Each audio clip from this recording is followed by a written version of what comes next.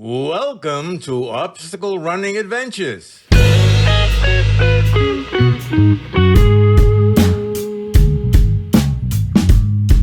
So I think another exciting thing about 2021 is the new blood in the sport. So Katie Knight comes to mind, like Brandon Neely, like so many athletes. Like, are we feeling optimistic about Emma? Yeah. She's phenomenal. Emma's shit. Did you used to have her on your show or something? I did. I like her a lot. I think she's great new blood. For sure. I think once she gets her obstacle game down, she'll be a force to reckon with. Absolutely. Yeah, she's already, and she can barely do obstacles, and she's already awesome.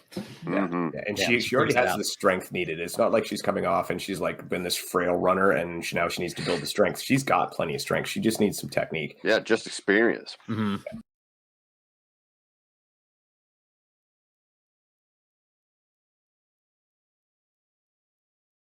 So were you expecting Jacksonville to be the start of the national series? Is that what you and Leanne were expecting coming over here?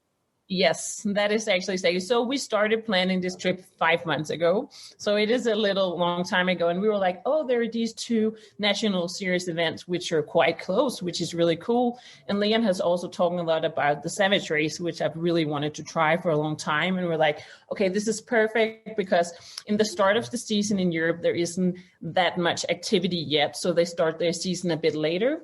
And we just like competing in US because the competition level is really high in US, and it's the best way you can kind of prepare yourself for the harder races is to race against the best people that are out there in the field, So that's why we wanted to come for the trip. But yes, it was planned before we knew it changed from the Jacksonville event. But then when we figured out it changed, we were also like, maybe it's actually a good thing. Again, I said this before we started recording, but I saw you, had no idea it was you because you didn't look like you. Oh, yeah. Bleached your hair. Why were you going as a different person?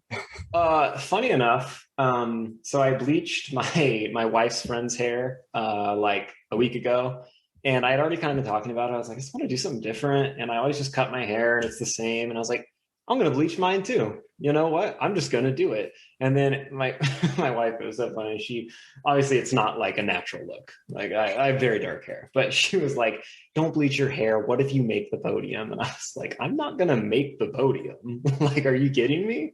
And yeah, so super funny. But I just did it on a whim. Like to have fun. Why not? Why not look different? And I was making the joke the whole time, like, I'm in California, I'm fitting in, like, no one's going to know who I am. And the joke was nobody knew who I was anyway. So, it's that point now where it's like, okay, it needs some new obstacles. It needs some new things, like that type of stuff. But would that investment be wise on the long term? Would we get more racers? And I don't think so. So it's kind of like that thing where it's like, all right, what do you do? Yeah. You do this and then hope you get people, and then you don't end up getting people, and then whatnot. I haven't heard anything good from any race anywhere. Even our timing guy's done a couple other races, and he's like, dude, there was like 200 people there, Yes. Yeah. And I know the bigger ones they always promote it and, will make it look like there's all this, but I doubt it. Just looking, because we've kind of been along the trend of the industry in much lower numbers. But when things boomed in, 16, 17, 18, we boomed, just like everything else. So this is me stepping up onto my soapbox. Is this about Ryan Kent?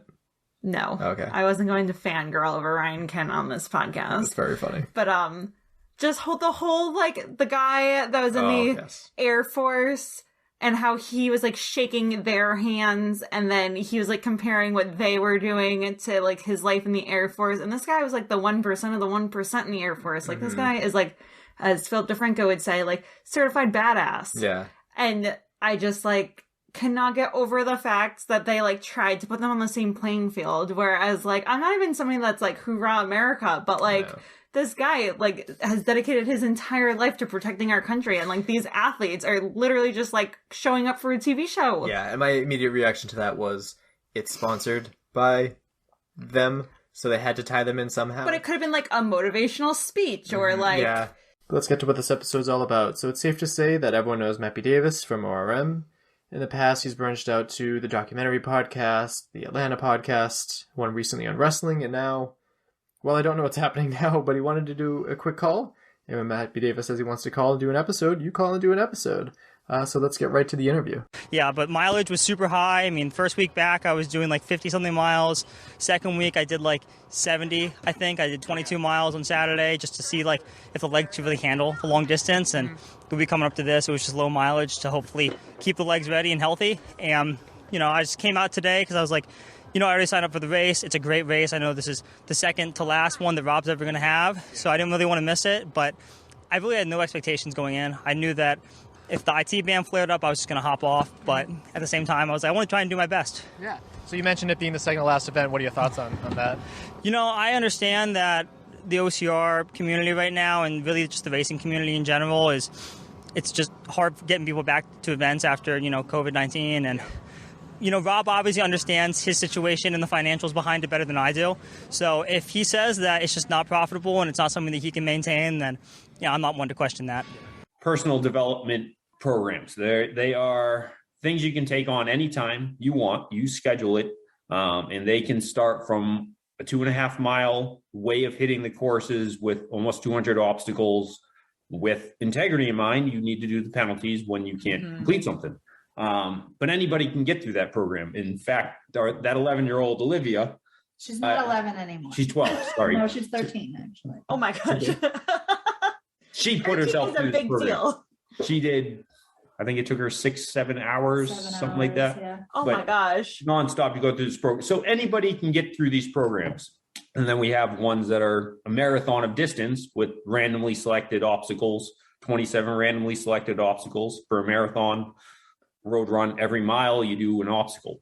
So those are our programs. They're all on the website. And everything in between. Yeah. And you can see them all on the website. Everything in between. Yes, your website is very detailed. I was looking at like the upcoming events. Both those guys, Eric and my dad, are going to be with me the entire time. And then we're going to have people jumping in and out. But I start running May 1st from San Francisco City Hall. And I'm going to go around 32 to 3,500 miles. We're still tweaking the route a little bit, but pretty much that far across the country on Route 50. And I'm going to be trying to start May 1, try to finish July 4th. So I think it'll be rad to finish on the 4th. It'll be a party for the country, which is awesome, but it'll also be a great way to finish. And that it would be around 64, 65 days, averaging 50 miles approximately a day. Like some days might be more, some days might be less. No rest days planned. So hopefully I'll be able to keep moving every day and deal with any, blisters and fatigue and, whatever happens. I've been doing OCR for over 10 years. I've had 2 top 10 finishes at World's Toughest Mudder. I've had elite podiums on, at Battle Frog, Spartan, Savage Race. If it's a local race in the Northeast and it's a big one, I've probably been there and I've probably been on the podium. And I was on a OCR Worlds pro relay team that won OCR Worlds last year. And it's funny that you asked me that as the first question, because that's what Robert Killian and Hunter asked me when we were running down the beach during the first event. They're like, "Who are you?" Like, "I've been racing you guys for 10 years. You just always beat me." I was like, "I'm racing you. You're not racing me." Yeah. I'm close enough where, I think I have a shot, or I'm pushing them, but on the mental side of things, I don't think so. I really love this. And I think if I ever stopped loving it, I would quit pretty quickly. I'm not in this for anything other than just enjoying it. So I'm not too worried about that. I think I also kind of keep enough variety. Yes. Yeah. I do, a little bit of everything. And so I get a mental break from some things and I get to challenge myself, mentally a different way. So yeah, as long as I'm still racing, I'm going to guess my head's still in it. If my head ever leaves it, I don't think I'll stick around long, because I'm not trying to prove something to anybody. I'm doing it because I love it. Yeah, so this is our 10th pounder and 13 years. So obviously with the last 3 years with the pandemic, we haven't been able to do it. So It's kind of bittersweet being the last one under the Pounder name, but super excited that we have a lot of people out here today. Yeah, this is our first one. We registered back in 2019. Yeah, all right. 3 years ago. We can't miss it. Funny thing is, so we've been getting emails this week saying, "Oh my gosh, we saw online registration shut down. How can we get into the race?" And our joke inside amongst the group was, "You've had 3 years to register for this one." And How did you miss it? How'd you miss it? Right. No, all good though. Awesome. We talked a little bit before we started recording about how it's the last Boston Pond Pounder, but someone's going to be taking it over. Yeah, so we're really happy about that. It was, it's such a great event for the community. Everything we do here raises money for community. We're all volunteers, so we're hoping that we could find someone that would put the energy in that we do to make it happen. And we found that group, and we feel really comfortable with them. Reaching those mental breakpoints isn't new, but the experiencing of more upper body strength in that too, that was a new thing. And going into it, I honestly was a bit nervous, trying to keep it as exciting as I can. What I was more nervous about was in the back of my mind, I'm like, I'd like to go to World's Toughest Mudder. And I knew with how stacked everything has been this year with these other races, I just don't have a resume enough yet, to really, make myself something. And I was like, I really want to give a good performance. And the fact that I've already done Savage is, hopefully I don't screw something up doing this. Jarrett's like, just send it, and glad I did. And I was like, I hope I didn't mess anything up, but I'm hoping that adds to my resume of like, I ran Savage and hopefully I can perform well enough in this. Elite contender would be fantastic, contender minimum. But I want to be up there enough that hopefully some people go like, who's that? Yeah. So we started out walking down, right? So, I mean, the normal ascent and descent of the course, let me put it this way. I didn't know riding down was the option. Yeah. Because I was like, well, if I go up a mountain, I got to get down somehow. How else am I going to get down? You got to run down. Yeah. And so we're doing the 15 and the 5K laps. And like every time we get to a descent, I'm like, oh, another descent? Come on. Because it doesn't get me closer to the goal. Yeah. Right. Exactly. But everyone else on the course is like, oh, thank goodness, another descent. So that was kind of funny. Eventually we started doing the math on time. We were already cutting it close. It was going to take about 29 hours. I kind of figured out after a certain point, after about 6 or 7 hours on the course, I was like, well, it'll be 29 hours if I stay on the same exact pace. Yeah. Long story short, we ended up switching to taking the car down. So we ended up actually switching to a road. So I did about, over 29 feet of elevation gain. And then ended up doing probably about 14,000 feet of elevation descent. I think they said that it was going to be in the mountains, but they never explained how it was going to be in the mountains. So it was more of I don't even think this was so much of a flat course because we still got about 3,000 feet of elevation gain in the 14, almost 15 miles that we did. It was pretty long. I was more the elevation that I was worried about. I live in Texas. I actually haven't done any elevation training. I sometimes will do hypoxico, but this year I just haven't. So I just go out in the heat when it's 116 and that kind of, they say, works the same, but not really, but whatever. So I was really worried about that. And coming off Big Bear, I've had a lot of like really tight hips. So my training block from Big Bear to here was not the prettiest. I just would go into runs tired, and then I would quit some of my runs very frustrated. So coming in this race, I didn't have high expectations. I was just like, you know what, how cool to go to Mexico and run on the trails. And yeah, so we're not looking at this is going to be the final event. We're essentially pausing events until things calm down with the economy, inflation, stuff like that. It's just obstacle course racing has not made a full comeback since pre-COVID. So the numbers are still relatively, lower than what they were. At the same time, the numbers are lower than what they were. The cost of the events has gone up insanely high. Just every line item for an event like this is through the roof because of inflation. So it's going in two different directions: lower numbers with higher costs. And you can, people are only willing to pay so much for an event, and we know that. So the answer is not just to make this event, crazy price because pass the cost off to them. That doesn't really no, exactly. So that doesn't work. So we don't look at this as like, oh, we're done, we're finished, throwing the towel. We're going to pause events and hopefully let things calm down. Yeah. And you return hopefully in 2023 with events again. Indian Mud Run, I think, is going away. Hubie, the race director, is not going to be race directing anymore. He talked about how he's getting older, for one, and for two, it seemed like there was a really big political issue with the park itself, maybe where the race is happening, that they really didn't want to work with him, or maybe we're just like making it more difficult, not providing as much support. And he did talk about that a little bit, whereas like he's getting a lot of community support in certain areas and lacking a lot in other areas. Like they don't seem to realize or recognize how much money this race is bringing into their city. And he kind of wished that they would work with him more on that. So he did say he's leaving, Hubie, the race director. Okay. And I think the name Indian Mud Run, like that's not going to be used again. The hope is that some of the people that helped build this year.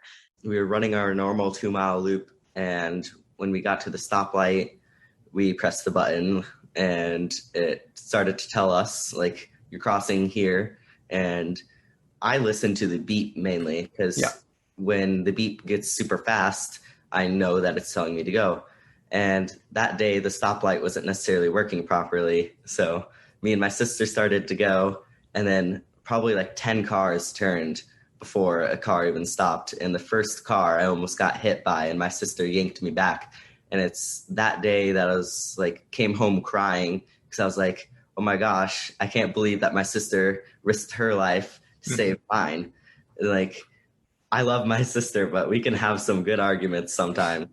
And that day made me like really happy, but really sad at the same time. The challenge with the travel from the Northeast to just get to the races are a real challenge. So like, it's just been a tough year. So it's not like I'm going to Savage and trying to skirt everything. I'll be back. OCR is a big focus. I'll be at Spartan Worlds. And if I can get across the border, I'll be up at the North American Championship. But being that said, like, if anybody listens, come out to Savage, like, come challenge me. A couple guys have, but like, we want to see more competition here because they're fun courses to race. Honestly, I'm someone who's experienced a good deal of performance anxiety. Like always, I'll get nervous. And this might have been the least nervous and most excited I ever was. I've wanted to do an ultra for a very long time. And when New Jersey didn't come together, I was obviously bummed. And so the build up to this event, it just made it that much more exciting for me. And I think I was less nervous because of a few reasons. Probably one, because everyone at the ultra start line, it was a good chunk of friends that I knew and like really enjoy. And then everyone there is kind of another level of crazy. And it's just like in the within the Spartan community, it's another little segment that's like also awesome. And I think also what gets me revved is the more crowded Spartan start line. And honestly, the ultras are a little less intense that way, which is nice. It's my first backyard ultra. Like I said, it's a hard format. The first lap, I did good. Friday, I actually went out, did a practice lap with Hannah Carta, and got 51 minutes. So she said that was pretty good. So my first lap, I came in around 51 minutes. Second lap, around 51, 52 minutes. But as the day went on, it just got harder and harder to come in all around that same time. My fifth lap in, I came in at 57 minutes. My sixth lap in, I came in with seconds to spare. Like it was under a minute. I got to the start line. I got another one of Kirk's athletes, Jeff Pettit, I want to say his last name. His wife was helping me. She was crewing for both of us, so she was helping me because I was by myself. So she was at the starting line. Okay, in 2012, you completed your first OCR. It was a Spartan sprint. Yes. How did you find out about the event? Okay, I found out about it. So this is tricky. CJ corrected me, and I don't remember what the truth is, but I had thought that I found it and sent it to CJ O'Connor, my best friend at the time, and told him, like, hey, you got to check out this event that seems totally for you. And I think he said that he would only do it if I did it. And then we both did it, and I just fell in love with it. And yeah, I don't know where we found it though. Was it on? It must have been online, probably from an online advertisement. Well, it wasn't like Instagram. Instagram wasn't around. No, I want to say Facebook, maybe, because this sport was built on social media. So okay, so you said you fell in love with it, but it took you a full calendar year to run your second OCR. We're not going to talk about that one yet. Okay. But what advice would you give somebody who is maybe interested in running their first OCR? It's really overwhelming that We started this event 10 years ago. We didn't know, if it was going to be a success or not. And it's been 10 years and we've had so much fun along these 10 years. I could not want to be doing anything else. I wake up, I jump out of bed every morning, looking forward to emails, looking forward to Instagram, looking forward to Facebook, looking forward to producing another great event for our athletes. So, hopefully there's another 10 years in our future. Hopefully we can expand to other markets and introduce folks to our events. Yes, we're definitely hiring. I'm looking for a COO to come on, which would be our chief operations manager, someone who can help us get into new markets. And so if anyone that's out there listening right now is looking for that, please email us. My name is Brent Trail, and I live in Whitefield, New Hampshire. Long time no see. How'd you do today? Did all right. Started out pretty good. After the dunk wall, quad started getting a little bit tight there, and Grady passed me on the final little uphill, but I ended up finishing third, which was pretty awesome for my home state race. Yeah, you feeling good about that? Because it seemed to be a close finish, second just ahead of you. Yeah, again, he passed me with probably a mile to go on one little steep uphill section. I tried to reel him back in on the downhill, but just didn't quite have it. So you're no stranger to the courses around here. What do you think about the Loudon venue compared to Barrie, or were you around for Amesbury? Or? I did not do Amesbury. I did do a superhero scramble there a long time ago. Same. So this venue is pretty flat, which you really wouldn't expect for New Hampshire, but it's awesome venue at New Hampshire Motor Speedway. Also, I teach people how to drive race cars, so it's a nice combination with auto racing and running racing. That's awesome. How long have you been doing that? I've been doing that for 10 years. That's actually what brought me to the state of New Hampshire. It's a great event because you can come in here, you can do your training with, make sure they do your rucking in advance, get that really strong, get your cardio really strong. And so get ready for elevation. Yeah, get ready for some elevation. But it's not one of those events where you have to expect to be here for like 12 or 20 hours or so of actual, constant physical activity. This is an event that I think is a little bit more accessible for a lot of people. It's a little bit different than even what I expected. Like I didn't know what this was going to be. And to know that we have a bit of downtime in between each event is kind of a nice break from the other like more endurance-based OCR kind of stuff. Yeah. I enjoyed it. It was just a different change of pace. Yeah, makes sense. And what keeps you coming back?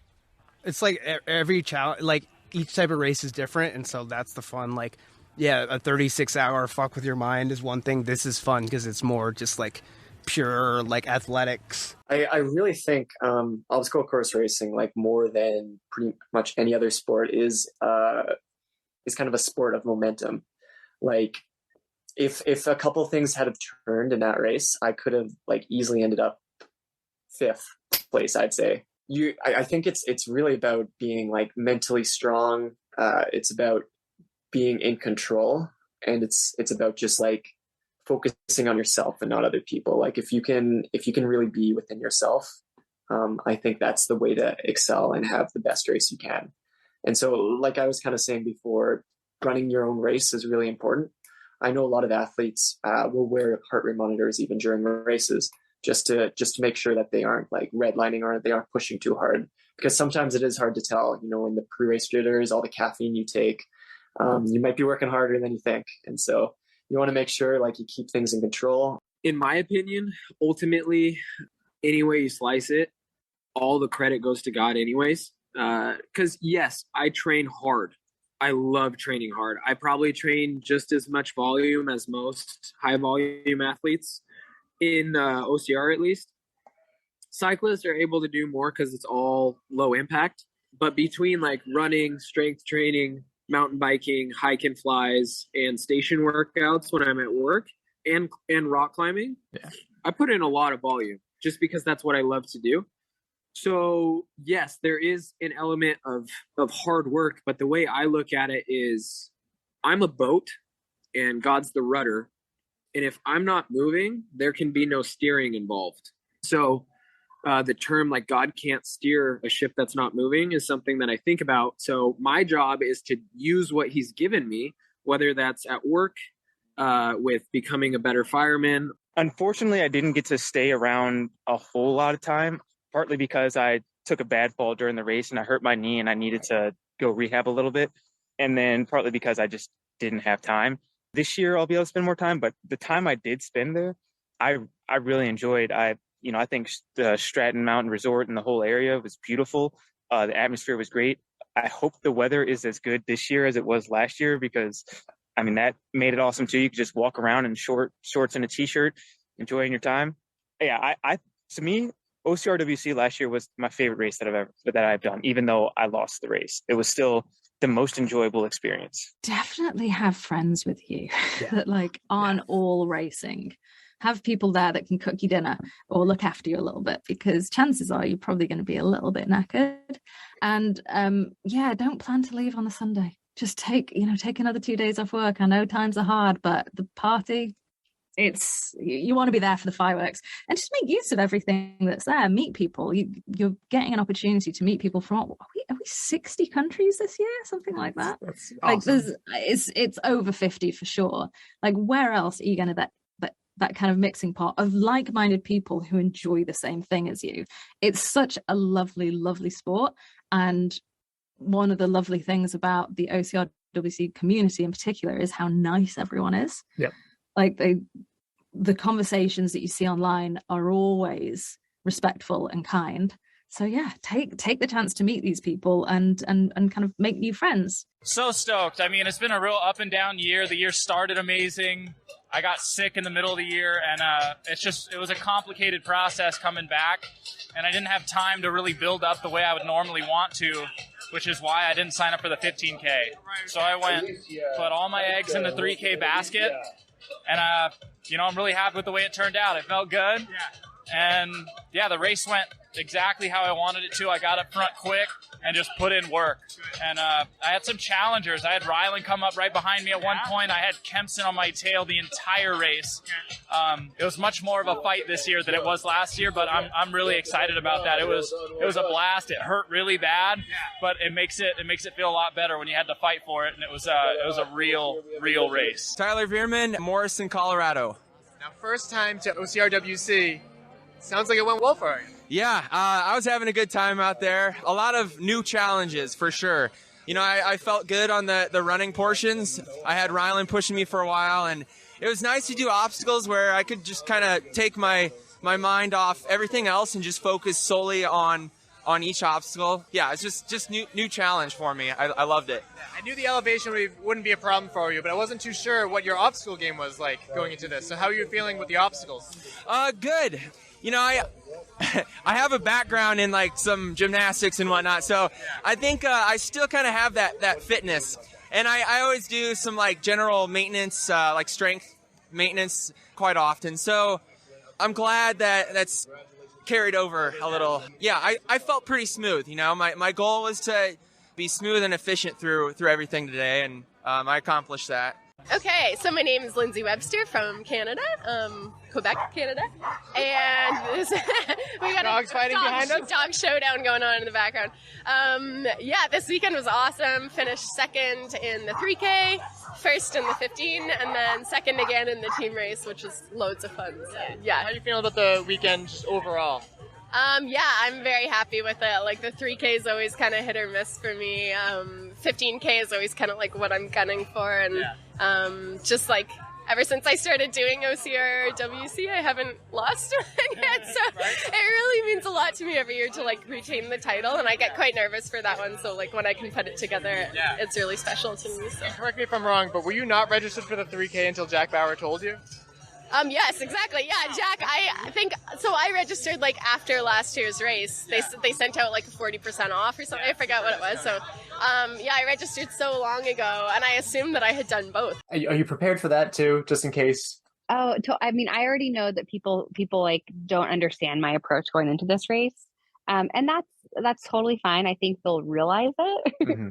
Either by the results or by, something like an interview they hear me do, or hopefully listen to this podcast. Right. Yeah. I mean, critics can definitely be hard. I'm not immune to being impacted by negative comments. I think it's something that if you're like at all kind of like in the public eye, you experience, and you have to learn how to deal with it. Yeah. So not that I expect it, but I expect people to not understand.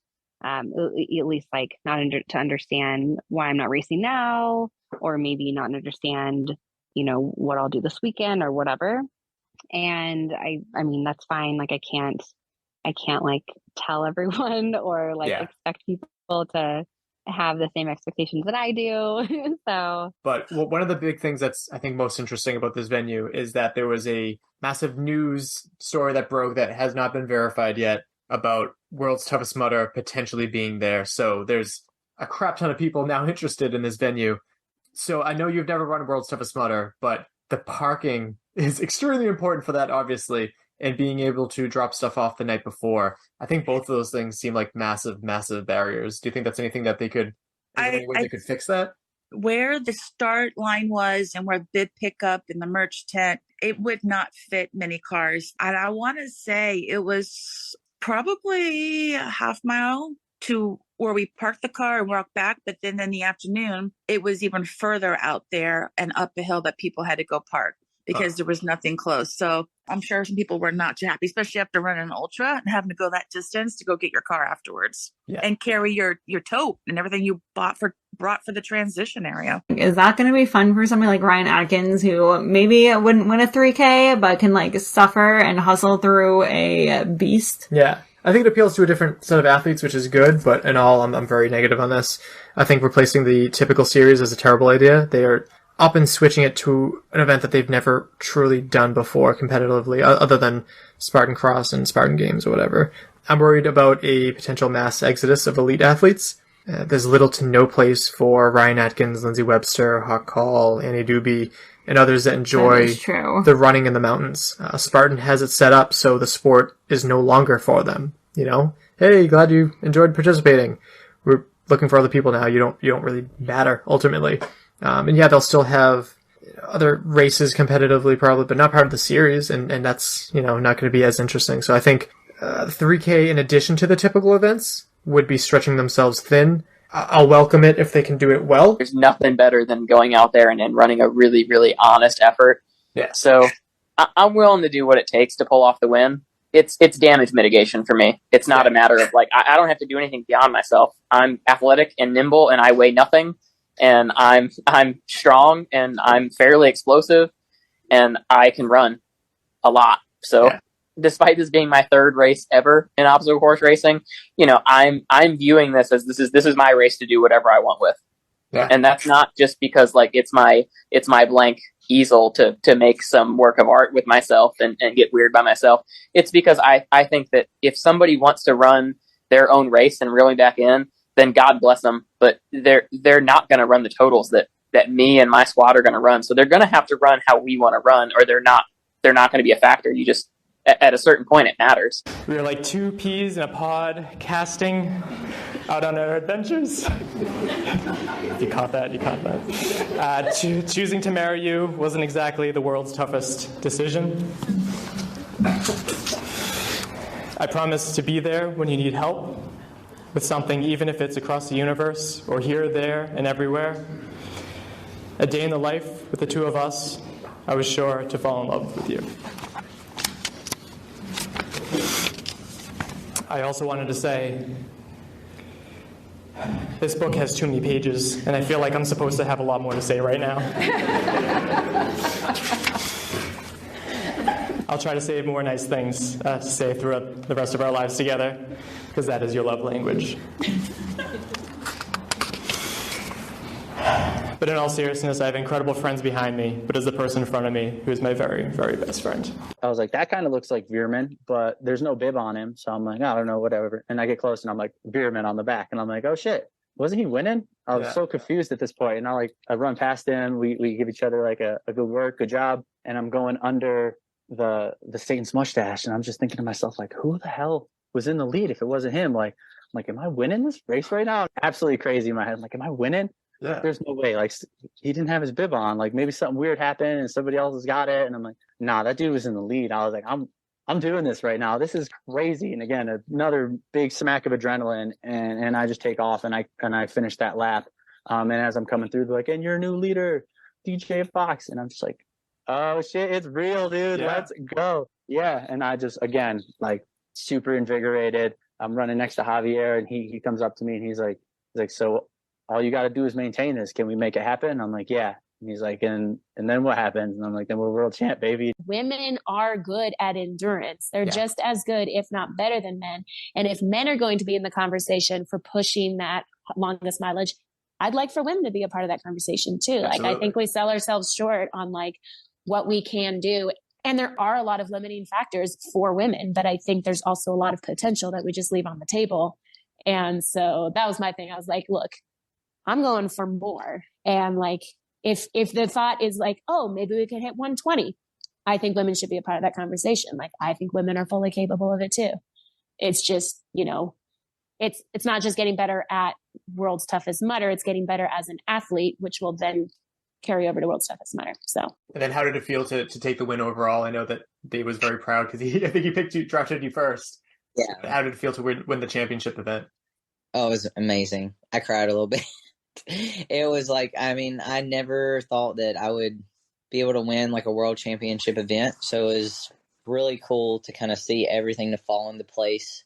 And I had worked like specifically for that goal. So it was nice to see like everything that I had put into it. I trusted the process and then I got the results. So even now I still feel kind of like high, you know, I'm very proud and still excited about like that accomplishment that I made. But like people like Lindsay Webster, like I wonder like for her, I mean, she just won Abu Dhabi. If it's like, just like, oh, I won Abu Dhabi, because she, you know, she always wins. So I don't know how special it is to people. I mean, maybe it's just as special, but I mean, for me, like the first one that I've ever won, it just feels like amazing. And for me, it's really just an event that I can go to, escape for a weekend. I like staying awake for multiple days in a row and like doing things like adventurous things, I guess. But I don't have any like real like life-changing motivational reason, anything like that. What is cool though is that you meet people along the way, and the people that I've met doing like Death Race from 2014 and 2015, I'm still friends with them. They come do my races. We had one guy that's done a bunch of our races, Patrick. He came out Thanksgiving, flew out. So I still keep in contact with people. The other type of people that do it are people that just need some life-changing thing to do. And while the event itself may be life-changing, or some people will say it is, I think it's more of like the journey to the event. Okay. Like going to maybe signing up at a gym and going to a gym, meeting people at the gym, and then training outside of the gym, doing other races that build up to it. It's that whole journey that I think ultimately can change your life.